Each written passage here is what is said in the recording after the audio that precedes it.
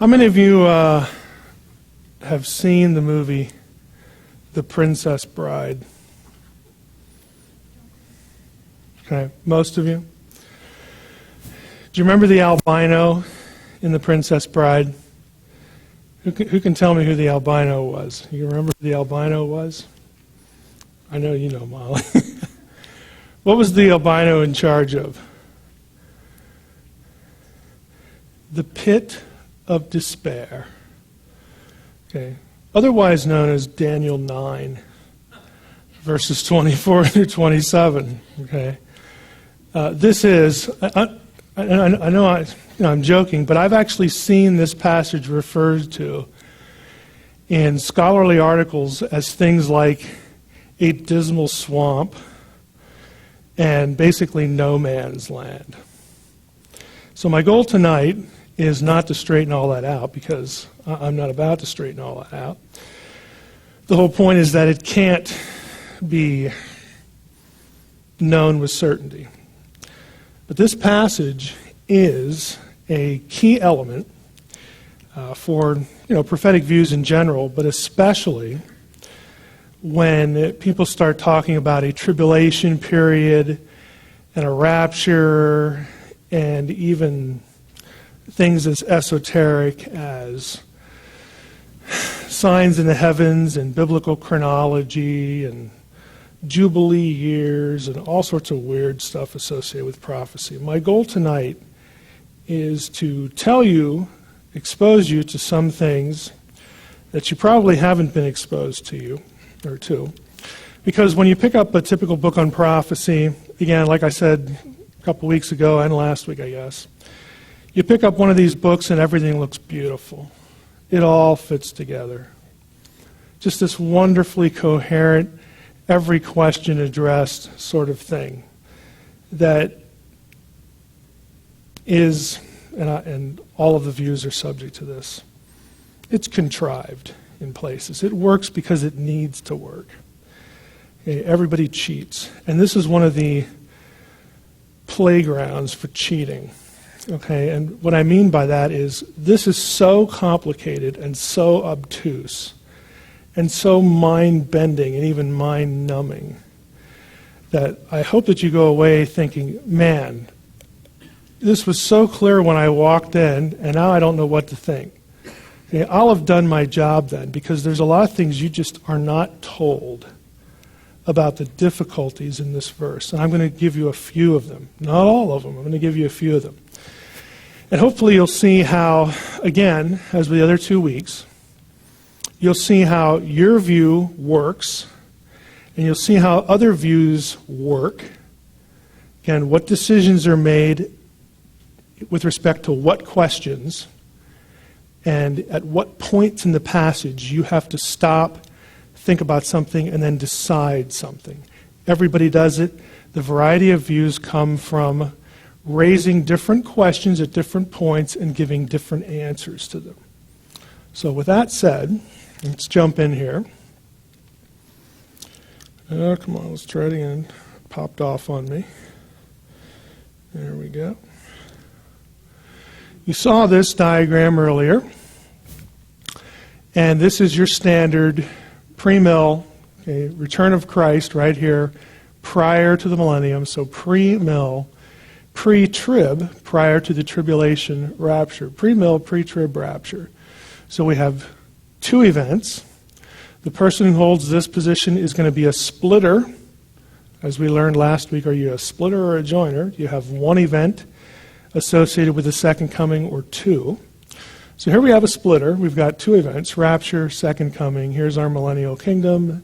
Then we have the eternal state out here. And then there's this thing called the tribulation. And that's where we're going to park tonight. Because what many familiar voices, familiar writers in prophecy talk about when they talk about the tribulation is they connect this thing called the tribulation to the 70th week of Daniel. And that's why this period is considered to be 7 years long. Now the term primarily comes from passages like Matthew 24 For then there will be great tribulation, such as has not been from the beginning of the world until now. Immediately after the tribulation of those days, the sun will be darkened, moon will not give its light, stars fall from heaven, so on and so forth.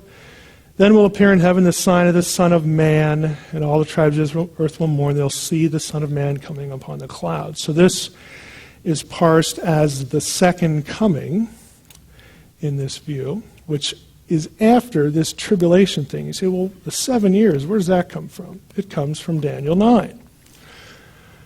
And the passage is familiar. We have 70 weeks.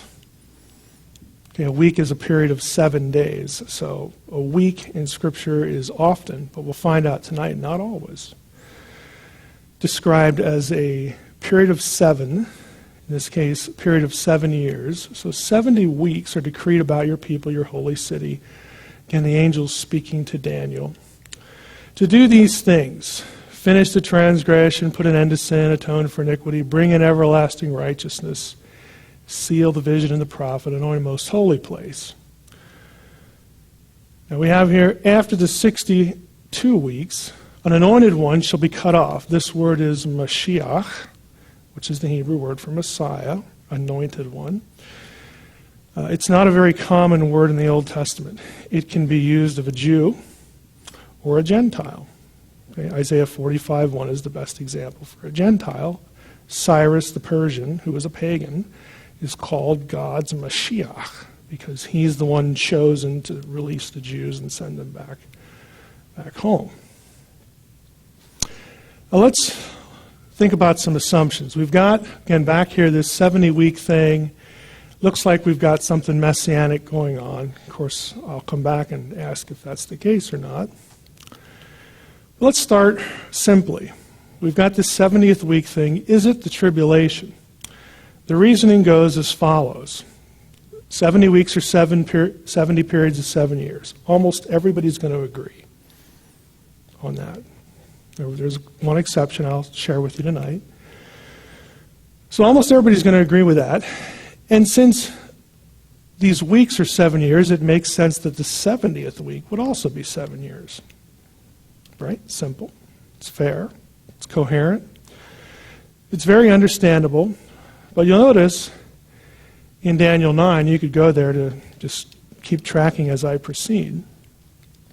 There's no reference here to a tribulation. So what happens is we go from these two obvious points to these. Well, if these are true, the Great Tribulation is 7 years long. That's just assumed. Therefore, the 70th week of Daniel is the Great Tribulation. Now, why is this assumed? Well, if we go back, it's assumed because we have this event here. We've got some messianic events, Messiah, Messiah, Messiah, Messiah. And so the reasoning is, well, all the weeks that have come to this point had something to do with the Messiah, so the last one must too. So let's go back here. We have a series of 4 thoughts that go into this equation. Now the question is, does it work? Is there any evidence for it? Well, these two I think are fairly secure.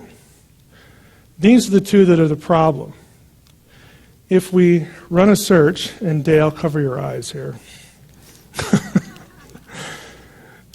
You'll know why I'm, if I can get my mouse here, you'll know why I'm saying that in a moment. This better work. Let's go back here. Come on.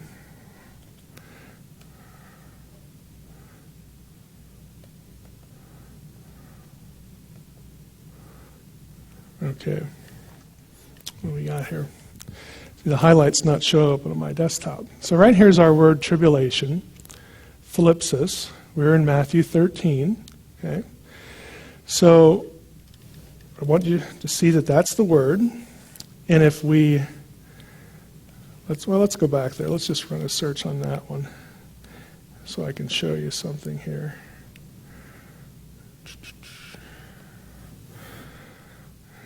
Okay, everywhere that this word occurs, I want you to see something. It's kind of interesting. Let's make it a little smaller. We can get more on here. Can you see the green highlighting here? Okay. If you go through, there's 45 hits. If you go through these, all the occurrences of this word, tribulation, and it's the same as in Matthew 24, right? Here's our Matthew 24 verse down here, several of them that we started with.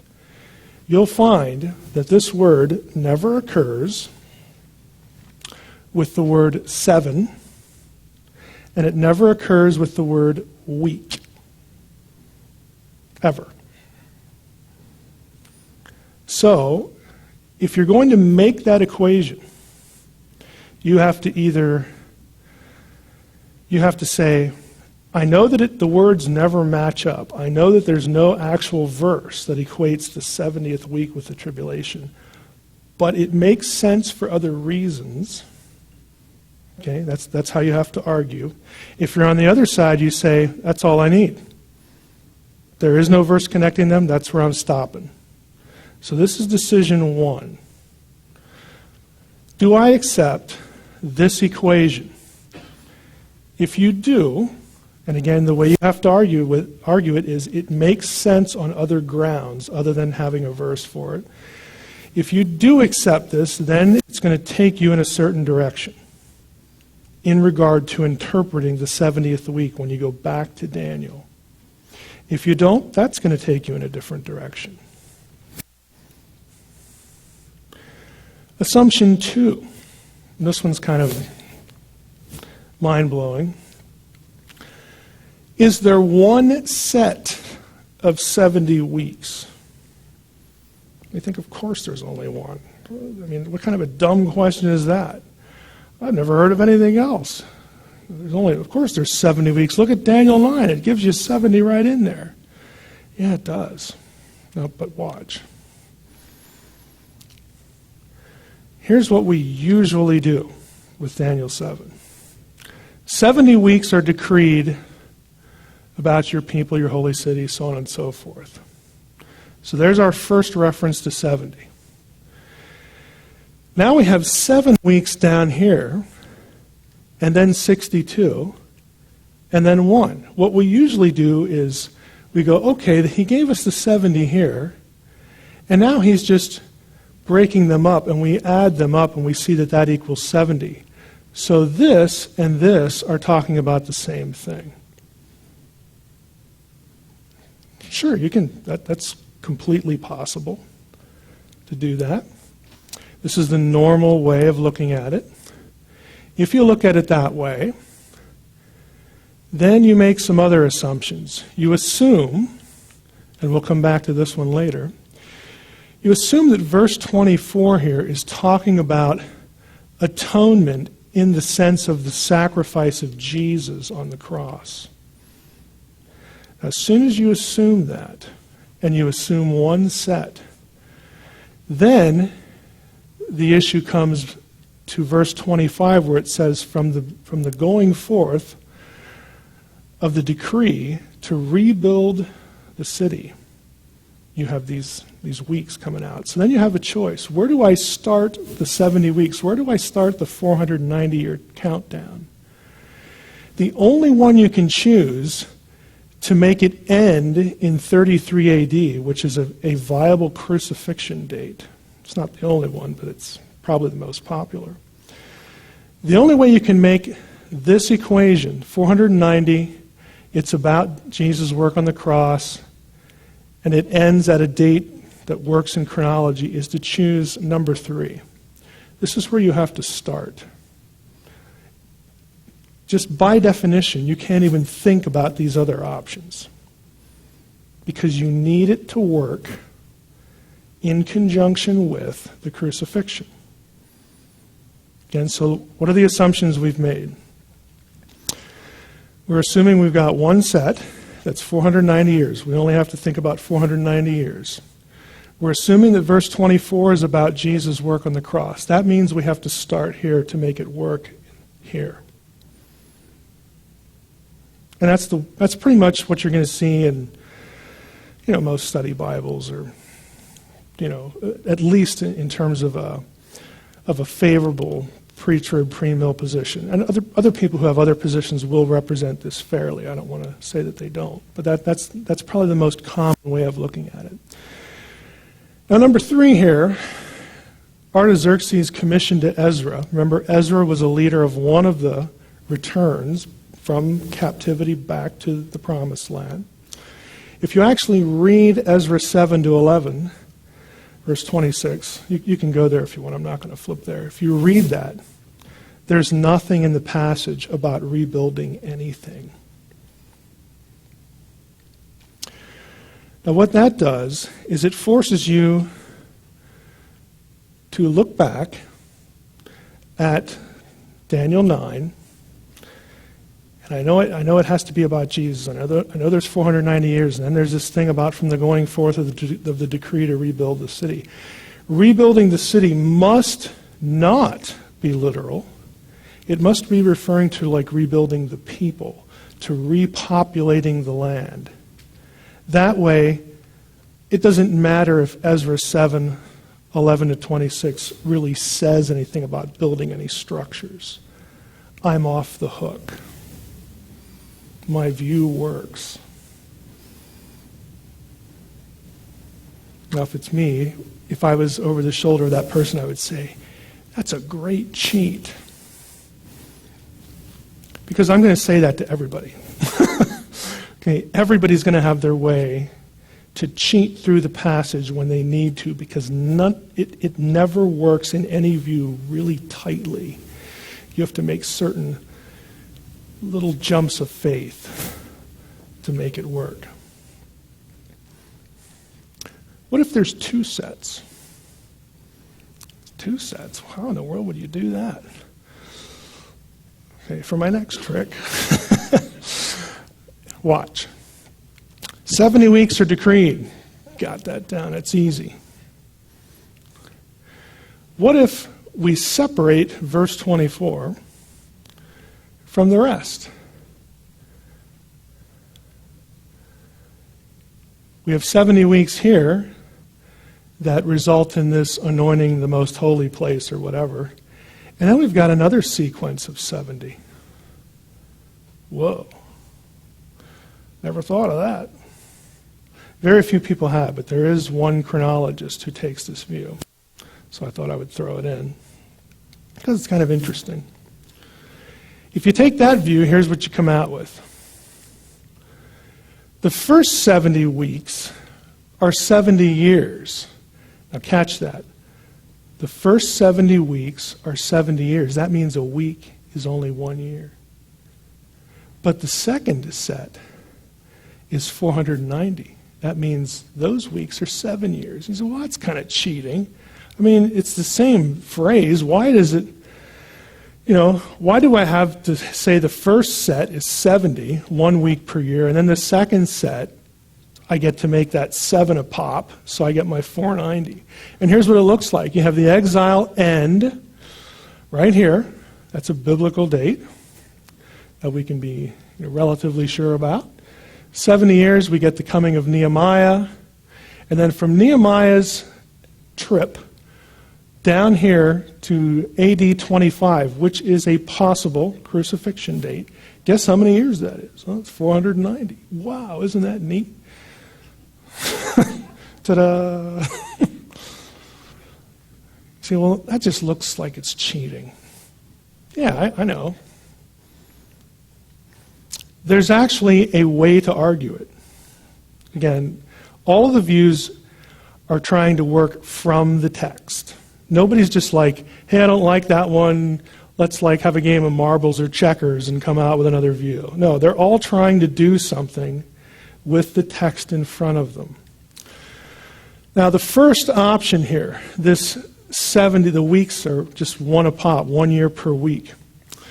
There is chronological evidence, and I'll show you it in a second, that 7 in this phrase, 70 weeks, could refer to every 7th year, 1 year out of 7, 1 year out of a week. If the person believes that the reference in Daniel is to a sabbatical cycle. A sabbatical cycle is something that's discussed in Leviticus 25.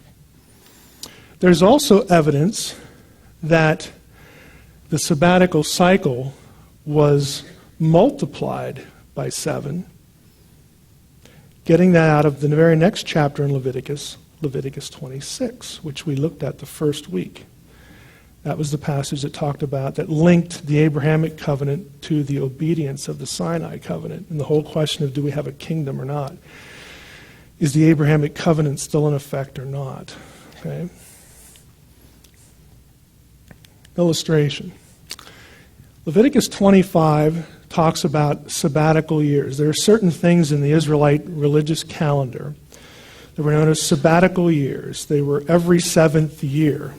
7-year cycle, every 7th year something special was called for. 7 sabbatical cycles, or 49 years, was called the Jubilee, the Great Jubilee cycle. The Jubilee was the maximum period of time where Israelite land could be retained by someone else other than its original owner. So in the Jubilee year, everybody got their land back. It went back to the original owner. And you had to release your slaves and stuff like this. This is out of Leviticus. In 2 Chronicles 36, which many would say Daniel 9 is tracking on, we read this. It's about the exile. All the vessels of the house of God, sent into Babylon, right there. He took into exile in Babylon those who had escaped from the sword, and they became servants to him. Talking about, Nebuchadnezzar, God's instrument here. They became servants to him and his sons until the establishment of the kingdom of Persia. Persia was the one that got rid of the Babylonians. To fulfill the word of the Lord by the mouth of Jeremiah, until the land had enjoyed its Sabbaths, all the days that it lay desolate, all the days that the land of Israel was unpopulated because of the exile, were 70 years. Now we know the exile was 70 years. They were in Babylon 70 years. But this passage, and it's alluding to something that Jeremiah said, citing the Jubilee cycle, or not the Jubilee cycle, but the sabbatical cycle. Apparently it connects the exile to the 70 years back to this whole Leviticus thing of every 7th year. From the chronicler's notion that the desolation made up the sabbatical rest of the land, it might be inferred that the reference was to 70 sabbatical years. This is from a famous commentary on Daniel. So the 70 weeks might be 70 and not 490. Now, if you believe in only one set, if you take this view, you're done with 70 years. If you take 2 views, then you can have the 70 and the 490. Or you can just decide to junk the whole sabbatical year thing and go with your traditional 490 up to the crucifixion, thinking that verse 24 is about Jesus. So you got lots of options here. This is why it's the pit of despair. Okay, because it's like, well, which one? Which one? And I'm only going to give you 3 or 4 things to think about in Daniel 9. It doesn't get much more complicated than this. I don't know if that's a relief or not. Okay. Now, go back here. The second option, what about the 490? Well, now we go to Leviticus 26. If you will not listen to me and do all these commandments, you're going to be in big trouble. Okay? You'll sow your seed in vain, your enemies will eat it. I will set my face against you. You shall be struck down before your enemies again. This is forecasting the exile. Those who hate you shall rule over you. You will flee when none pursues you. You're going to be skittish. And if in spite of this you will not listen to me, I will discipline you again 7-fold for your sins. So some people look at this verse and say, okay, Leviticus 26 is about the exile. And I know that 70 sabbatical year thing because the prior chapter I read about that.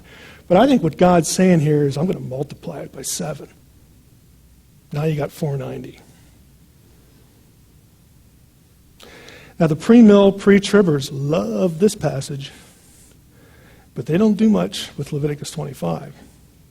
And the reverse is true for the other positions. I like that one and not that one. Give me that one. You can, oh, don't worry about that one. And some will actually say, hey, I want them all. Okay, I want 2 sets of 70. So I don't offend anyone. Okay, the writer of Leviticus 25 and 26, okay, they're happy with me because I'm taking both. So that's why you would come out to this if you take both. It still ends in Jesus, but guess what? The 70 years are done with Jesus. There is no 70th week future tribulation out there that's connected with the rapture and the second coming. If you tie it into to Leviticus 26, you are done right here. There ain't no 7 more remaining. So again, I know this is quick, but I've given you like 3 or 4 options that all compete in what's published and what's preached. I mean, none of this is like Mike's making it up so he can fill airtime here. Okay, this is all out there. You're going to, depending on which study Bible you'd buy, you'd run into 1, 2, or maybe all of them. Assumption 3. Verse 24 is about Jesus' atoning sacrifice. Okay, give you a chance to rehearse verse 24 in your mind again. Look at the phrasing. Finish the transgression, put an end to sin, atone for iniquity, bring in everlasting righteousness, seal up the vision and the prophet, anoint a most holy place. What do you think? Is that about the crucifixion?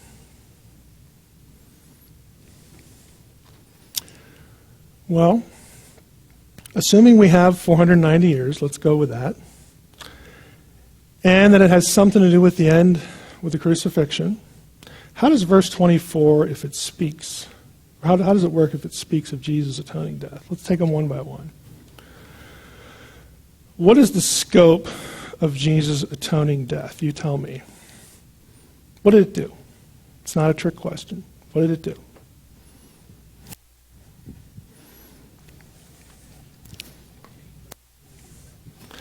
For the sins of the elect, there's a brave soul right there.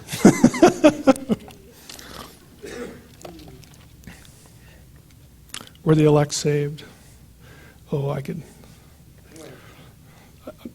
Don't go there, don't go there. Pull yourself in here. Okay. I'm all right now. Who else? Come on, volunteer. Well, let's play with the elect a little bit. I won't go over it. I'm not going to go there. Were the elect Jews? Does it include Gentiles? All the elect Jew or Gentile? Okay. We can live with that for the sake of the illustration. Anybody else want to say it differently, or are we content with that? It's okay with me.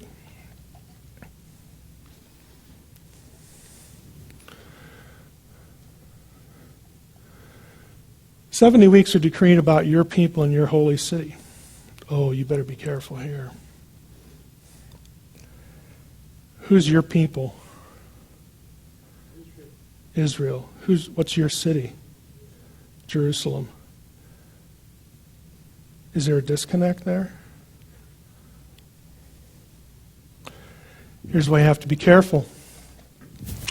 It's very obvious that we have Jews and Jerusalem right here. Gabriel's talking to Daniel. Who else would he be talking about? If what's going on is about the death of Jesus, and we don't want to apply it just to Jews, and I don't see how we could. I mean, come on. We got this thing called the New Testament, and there's this thing called the church. Do you realize what that does, though? That makes an equation. That draws an equation. That's a strong word, equation. We could say it creates an analogy to make it weaker. Between the church and Israel. Oh, we were down that road in week 1, weren't we? Is the church distinct from Israel, or isn't it? If it's not, then the church inherits the promises given to Abraham, and you don't really need an earthly millennium. So do you want your church Israel equation here, but not with the Abrahamic covenant? I'm sorry, but you can't have both. Here's where I am the game show host, and I have to say, you got to pick door number 1 or door number 2. Okay, you don't get to pick door number 1 and 5 minutes later pick door number 2. You got to make a choice.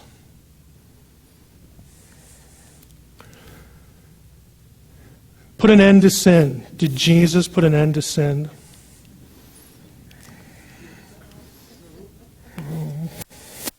The pit of despair. That's what you'll go away with, the albino and the pit of despair. Did he make an end of sin? This is what Daniel 9:24 says. Did Jesus do that? Come on, somebody argue for it. I mean, I'll grant you, you can sort of make an argument. You got to play with words. Well, that's really bad to just play with the text. Yeah, well, everybody does it. Say it again.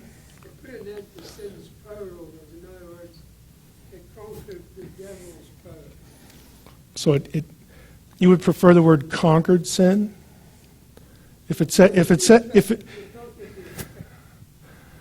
Okay, well, see, now you're adding a word. I'm trying to get you to not add one and still get your point. If we change this, put an end to, if we make it conquer, does that make anybody feel better? Okay. See, now you're adding a word too. You get the point, though. It depends how you define the terms. You really have to play with them. You got to massage them. Or if you're a scholar, you say things like, I'm just doing exegesis. I'm doing semantic research. What you're doing is you're playing with the text, okay? That's what you're doing. You're doing what everybody else does, so just admit it. Well, if you think, it's about, ending transgression, putting an end to sin, that nobody ever sins anymore, well, the obvious answer is no. He doesn't put an end to sin. But if you define it a different way, conquering the problem of sin or something like that, well, then you can kind of get there,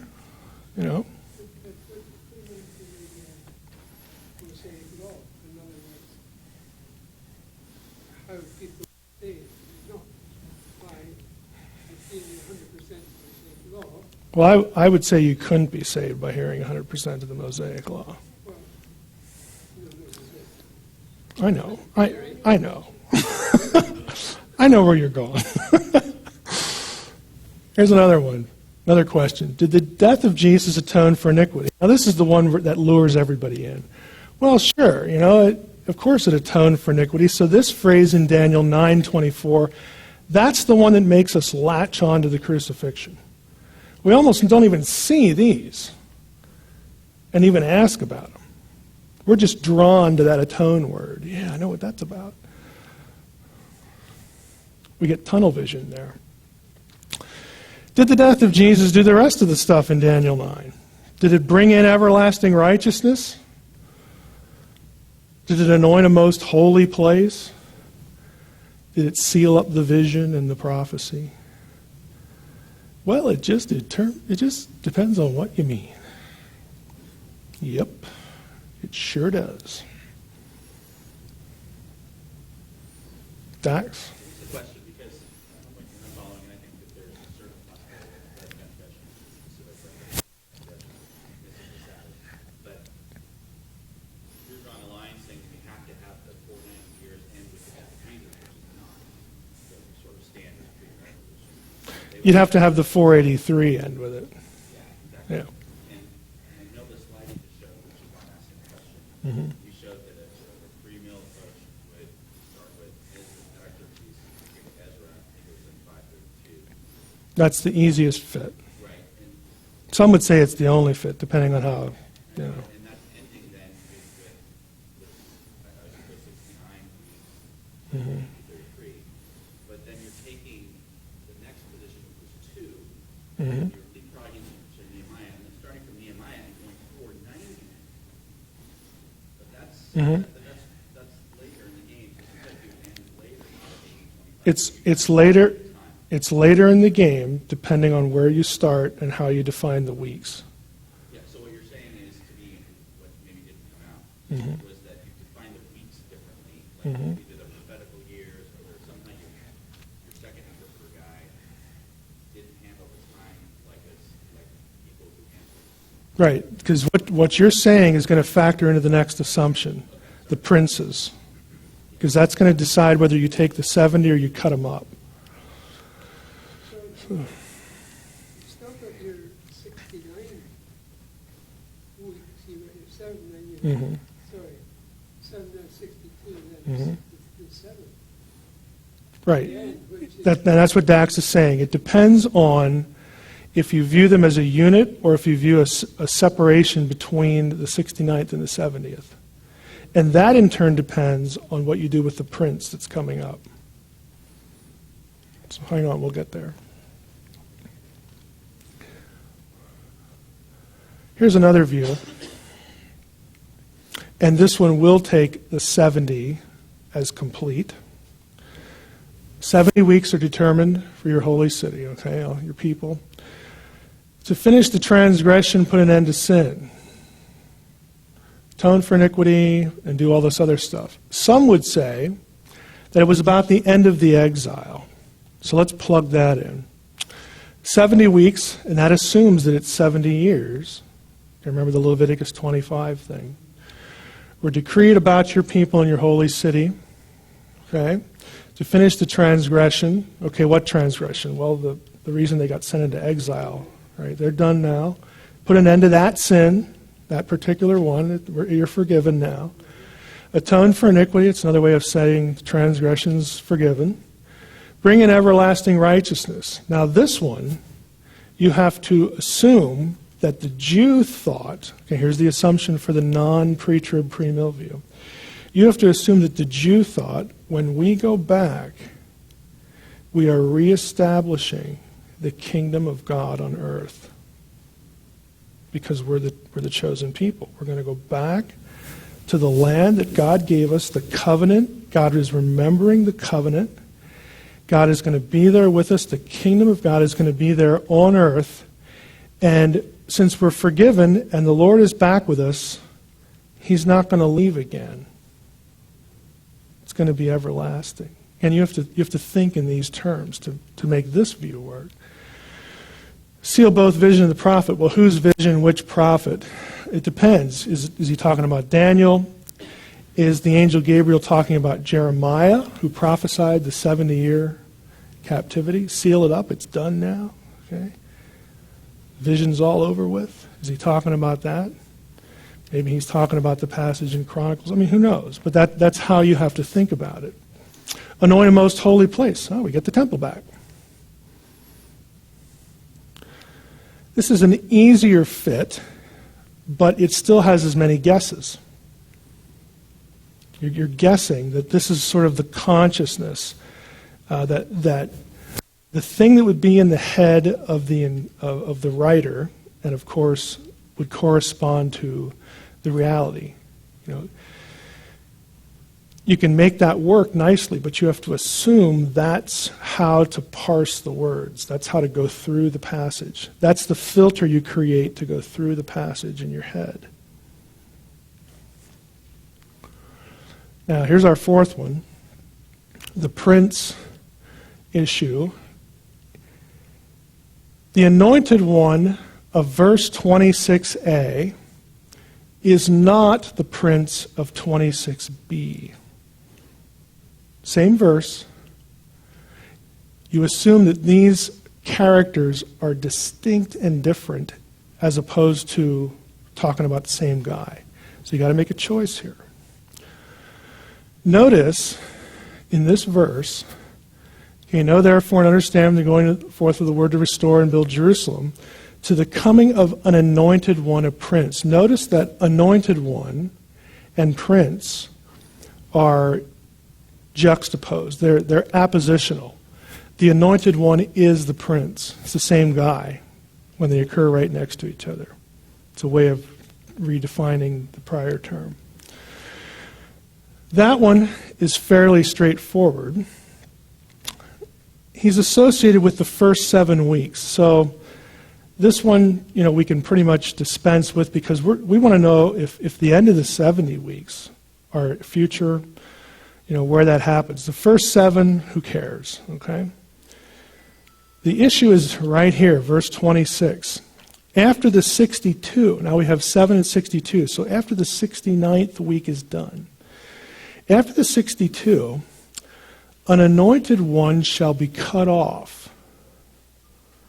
Anointed one is Mashiach, same as back here. And this is assumed to be the crucifixion by many views. This would be at the end of the 69th week. The other views are going to be at the end of the total 70. But we have here an anointed one gets cut off. And many people assume that refers to put to death, or crucifixion. So people look at this and they see the Messiah in this verse because of this phrase. Now, here's the trick. That's 26a. The people of the prince who is to come shall destroy the city and the sanctuary. So the assumption is this guy can't be this guy. Even though both terms, anointed and prince, were fused back here, here we separate them into 2 guys. So that's one view, one assumption. Even though they're joined here, I need to split them here so that one of them is crucified and the other one is some future, the Antichrist, okay, is how this is usually applied. Well, again, you can create a scenario where that works and needs to work and flows nicely. What if they're not different? Okay? Again, this is what the second prince does. Again, this is why we associate him with the Antichrist, the abomination down here. What if it's the same guy? If it's the same guy, then this can't be the Messiah, because obviously Jesus didn't walk in there and destroy the city and the temple and all that stuff. So if you think, I feel compelled, now catch my wording here, because this is where some people are at.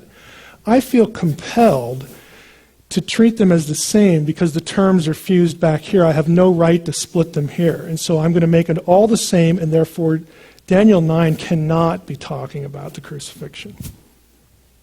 And if you make that choice, it's going to take you in a completely different direction than if you see Jesus here in terms of the timing with the weeks. Okay, one view, you have a crucifixion event at the 483, and then you have 7 years yet future. Okay, in the pre-trib, premill view, that would be the future tribulation. The other view doesn't have anything like that because Jesus is not even in the passage at all. It's a bad guy. It's a real nasty dude. It's not the Messiah. You say, well, how can you get an evil guy called, anointed? Well, because you got people like Cyrus, who was a pagan. He's not a believer. The guy's a pagan king, pagan emperor. He's anointed because he's God's instrument. That's all it means. I've chosen you to do a task. You're anointed to do that task. Now get off your butt and do it. Okay? That's what it means. And you can have a bad guy do that because you've had a bad guy before. In fact, Isaiah, some would try to unite those two to this. I don't think you can really get away with that. But there's at least a precedent here for a pagan person being called anointed. God's chosen to do whatever it is God wants him to do. Now, those are our 4 assumptions. Yes, Dax. Where do people end up with if you go that way? Because you can't get to. You're going to press it all into Antiochus. And you're going to say Antiochus is a type of probably Titus. Again, if you're going to press it all into Antiochus, the propensity is that you're going to be a preterist anyway when you get to Revelation. Do you all know what I mean by a type, by the way? Some of you. Okay. Let me explain it this way. When we talk about prophecy, we usually think of things that are written out or uttered, a prophetic utterance. Thus says the Lord, blah, blah, blah, blah, blah. And then that stuff that's said is a prophecy. That's easy. A type is a non-verbal prediction. A type is an event, a person, an institution that prefigures something that will come down the road. Best example is the Passover lamb. Passover lamb's not laying there uttering prophecy. He's just laying there dead. Okay? The Passover lamb, though, is a prefigurement. It's a foretelling. It's a pattern. It's a prefigurement of something that's going to happen in the future. And what is that? It's Jesus on the cross. Paul says Christ is our Passover lamb. Okay, so sometimes in the Old Testament, you actually have a fair number of them. You have a person, event, or an institution whose life or circumstances forecasts something greater. And so many people will take the Daniel 9 thing and say all of the events of Daniel 9 are fulfilled in Daniel 11. Because Daniel 11 is a description of things that happen in the mid-100s BC. Remember Daniel had those 4 kingdoms, okay, Babylon, the Medo-Persian, then the Greeks, and then the Romans. Well, if you actually track that through the rest of the book, when you get to the 3rd kingdom, the Greco-Roman period, that's in the mid-100s BC. It's not in biblical history, it's in the intertestamental period. There was a guy named Antiochus Epiphanes, who was the ruler of 1/4 of Alexander the Great's empire. He lived up in Syria in the north. He came down and, cutting to the chase, desecrated the temple, slew a pig on the altar, made it a death penalty offense to circumcise and to observe the Passover and all this kind of stuff. He was viewed as the great cosmic enemy that Daniel was talking about. The one who commits the abomination. If you're going to take that view, and practically everybody thinks Antiochus is important, you're going to say all of Daniel 9 is fulfilled with Antiochus, but what he does is a prefiguring, it's a type of something that's going to yet happen. Because when Jesus is here, in Matthew 24, he says, "You've heard it spoken of by Daniel the prophet." Okay, and he talks about the abomination. Now, Jesus knows what happened 150 years prior to him being there. He knows about Antiochus. But he still says that's still future. And so what many preterists do is they'll say what Antiochus did to fulfill Daniel 9 was sort of a warm-up or a prefiguring of what Titus will do in 70, destroying the temple, this time for good. Destroying the city. So that's how you would stay in the passage, but not be, future tribulation. Go ahead.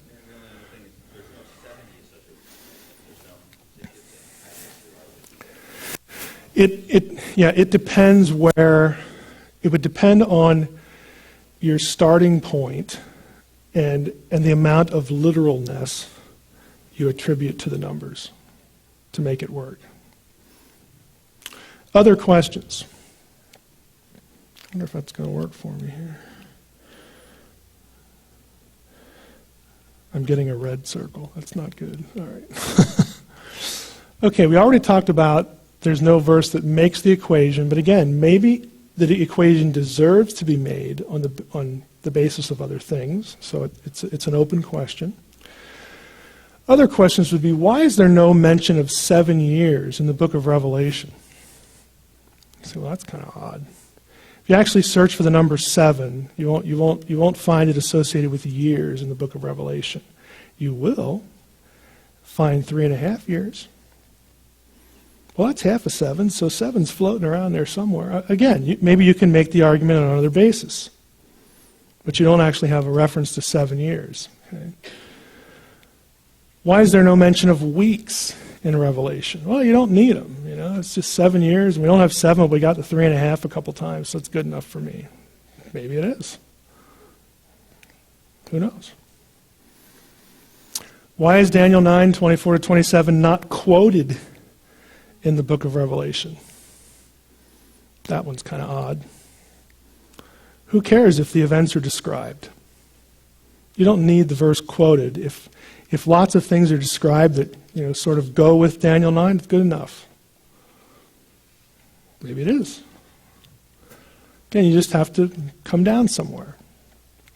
Now, on the other side,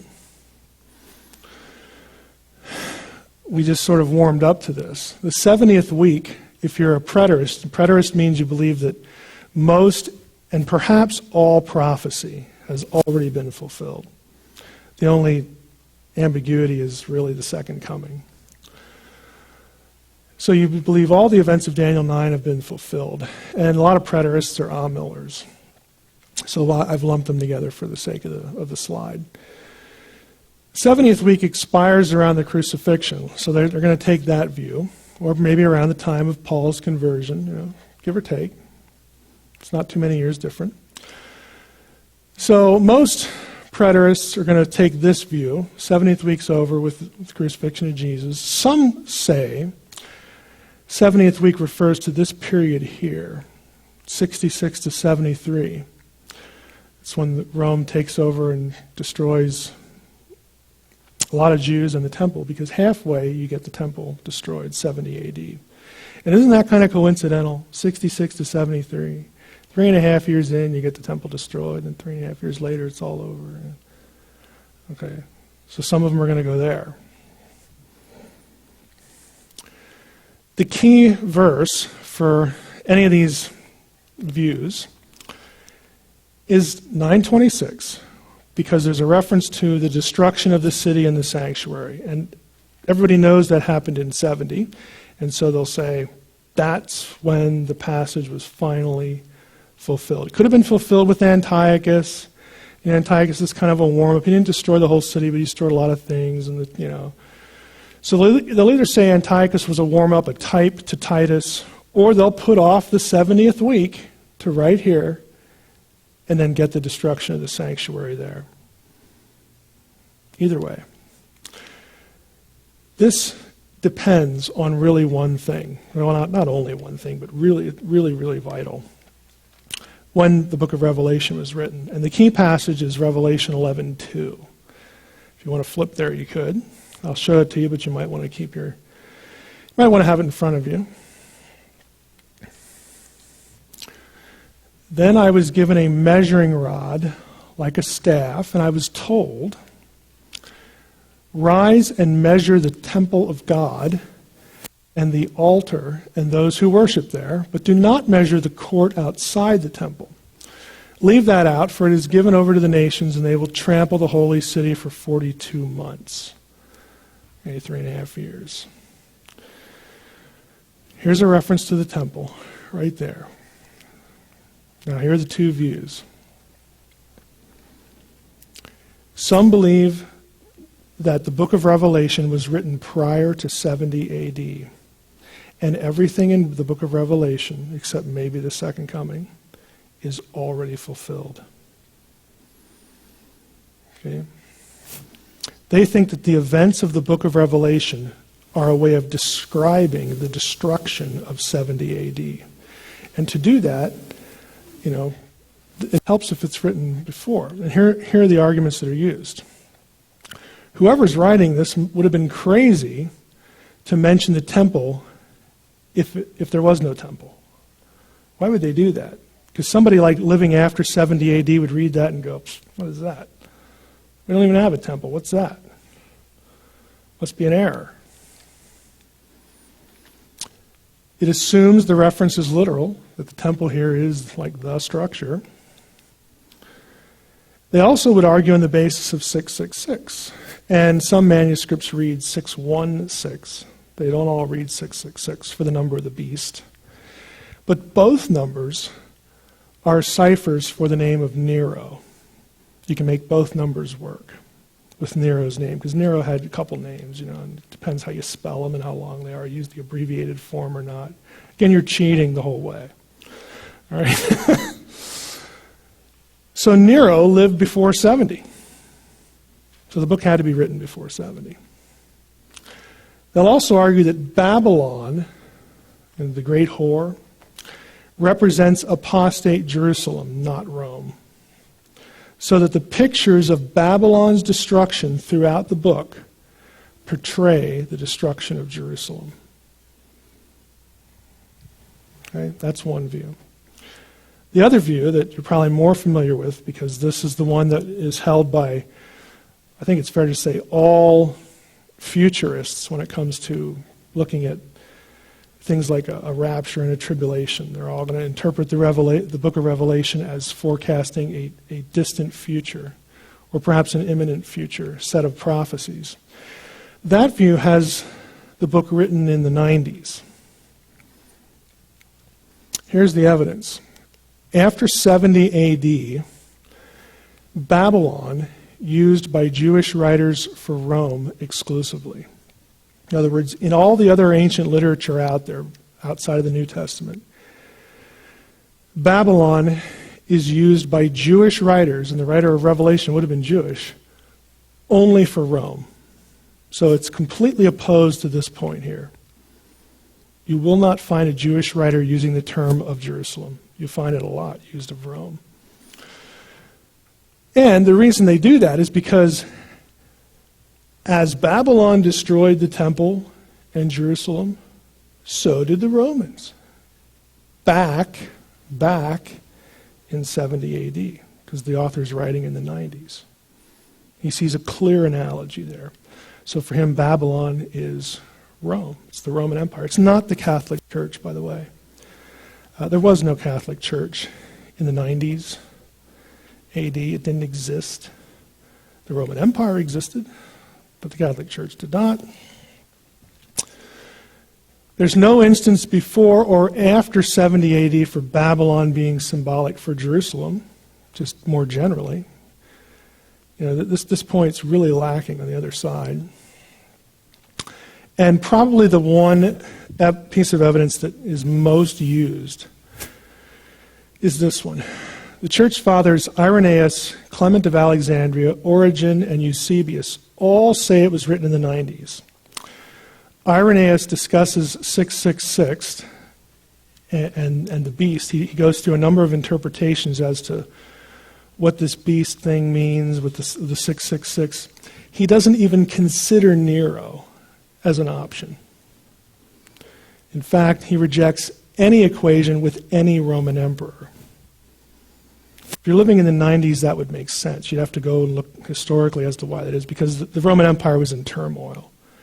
You pretty much had Roman emperors like we had Soviet premiers back in the 80s. You know, they last about 2 weeks and they're gone, you know, that kind of thing.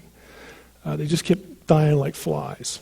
So there's no powerful emperor until you get around 100 or so. Then you have some serious power with Rome. But up until this point, if you're in the 90s, it's like, you got to be kidding. One of these guys was the beast? I mean, good grief. You know, he was weak. He didn't last long. So Irenaeus doesn't even have any time for it at all. That's your trip to the pit of despair. This is probably the most complicated it gets. But I think you can see this is really important to any view of prophecy. Where in the world am I going to land? And it's not that you have to pick, it's not that you have to make 4 or 5 separate decisions. What you may have caught, and what I didn't really stress, was as soon as you make one, it kind of forces you to make this one over here. And if you put those two together, well, then I got to take this one back in numbers. You're sort of trapped. There's only a finite number of ways that all of the decisions work together. So you have to, it's kind of a dicey proposition as to where you're going to land, because everybody wants to be consistent in what they're doing, the way they approach Daniel 9, all these other passages. And that's tricky. Even getting past the fact that I'm making these decisions because I think it's the best guess. It's a reasonable guess it looks, I feel like I can defend that guess pretty well. And that's okay. Everybody has to defend their guess. What I don't want you to go away with is thinking that your guess is somehow more biblical than somebody else's guess. Or you have some sort of inside track that makes your guess better. Everybody's guessing. They're just trying to do the best they can. So that's why we got in last year with the elders. This is no hill to die on. None of these are hills to die on. You just need to be charitable. I don't know where anybody's at here, except maybe my wife. But she doesn't know. So, any questions? Any pleas for mercy? Any pleas for help? Okay. No questions, you are free to go. Thanks for coming.